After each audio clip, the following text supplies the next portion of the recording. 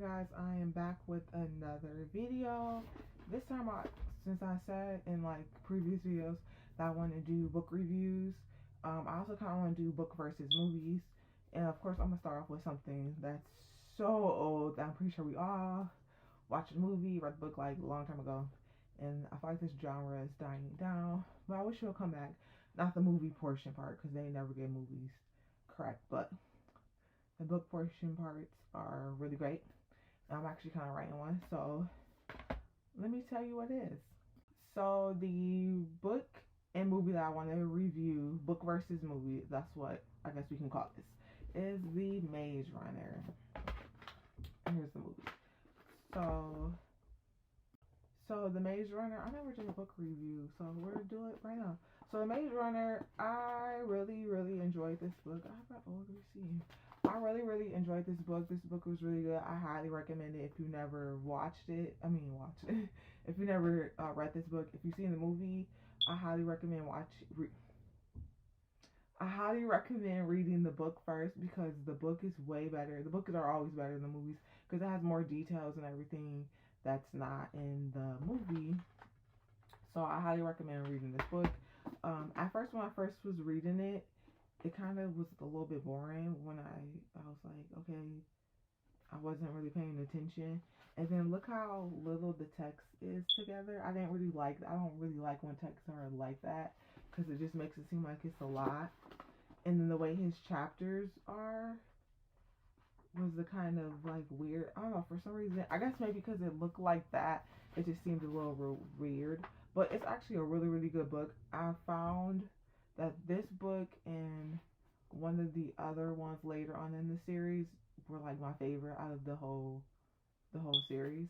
I think it was like the prequel, one of the prequels. So this was really good. It's about a guy. Well, okay, I'll just read this. When Thomas wakes up in the lift, the only thing he can remember is his name. He's surrounded by strangers, boys whose memories are gone. So basically, that's what the book is about. They about a guy named Thomas, which is my favorite character. The story who is about the character is always my favorite character. They just are. If your favorite character in the movie or book is not the main character, that means they suck. So you need to write a main character that doesn't suck.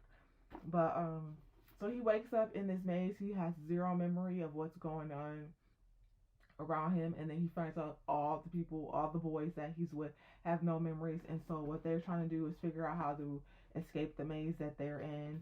And if you haven't watched the movie or read the book, I'm not gonna give you details, but basically they're just trying to figure out what's going on and how to get out of this maze. And if you read it, of course, then you know what happened. So then the movie right here, this is basically, of course, based on the book. I really like this movie. It was really good. Although I felt like they dumbed down the book. I was like, why? And I'm like, I know you only have a certain amount of time to tell the story, but you still like dumb down the good part of the book. So this is a spoiler for if you haven't read the book or watched the movie, but if you have, you know. The part of the maze where they get out, where Thomas and them figure out about the maze, where Mino and Thomas are talking about the maze, and he talks about how it's the code and blah blah blah. I didn't get that in the movie. I haven't watched the movie in a while, but I was like, I didn't get that in the movie. And then when they escaped the maze, it was completely different than how it was in the book. And I'm like, in the book, it was very difficult and it was more challenging, and the code and all that stuff was way more difficult in the book. It was a whole plot, like a whole scheme and thing. And then in here, they dumbed it down. It was like, oh, the code is inside of this thing and the grievers, and then it's just on here, and we just type that in. That's not at all what happened in the book. I was like, why did y'all just dumb that down? Like, people too stupid. I feel like they do that with a lot of movies. They dumb things down. I guess this is part why the generation that's coming up is not that bright. I'm sorry, but I feel like they do that a lot. They dumb things down, and it doesn't make it more understandable. You can just tell that this was dumbed down. Like, this doesn't make it didn't make any sense. I really liked it. I know some people, I think the second movie, I'll probably do a review on that. A lot of people, I heard they didn't like that, because that really was, I don't want this to be too long because there's no point of it being that long, but I'll probably do a book versus movie review to that as well. But yeah, I thought it was really good. I think the casting was pretty decent. I'm really glad that they got, what's his name, Dylan O'Brien for the role of Thomas. Because when I picture somebody, when I was picturing reading this, he was the perfect. I was like, okay, I did picture someone that looks similar to him when I read the book. I think he's a really great actor. I think he started in Teen Wolf because I used to watch Teen Wolf, and then I kind of looked up all the characters. Some of them I knew where they were from, and then him he was just getting started, and he did a fantastic job. I don't know what he's doing now because I don't really follow his career, but I knew seeing him in Teen Wolf, I was like, people need to like hire him for more roles. He is a really great actor. He should just be. He kind of reminded me of a little bit of a softer version of. I don't like to compare people by him. Of Shia LaBeouf, like having like his acting skills, I think was really really good. So hopefully he's doing other things and he's in more things. I don't know. I don't really follow his career, but he did an amazing job playing Thomas in this movie. There's other characters in this movie that I've never seen them a day in my life. But one of them though, which was in the Chronicles of Narnia, who did he play? Gally. Him. I don't know his name in real life. I just don't know people's names. But he did a really good job, and I was kind of annoyed because I'm like, what is Eustace doing in this movie? And then he was just playing a completely different character, and then he got on my nerves again because I didn't like Eustace. And then Eustace becomes a really great character at the end. If you read or watched the Chronicles of Narnia, the Voyage of the Joshua, if you read and watched that, then you know. So then him being in here, I was like, man, I don't like you anymore. Like, why? But yeah. So I mean, I think everybody did a fantastic job in this movie.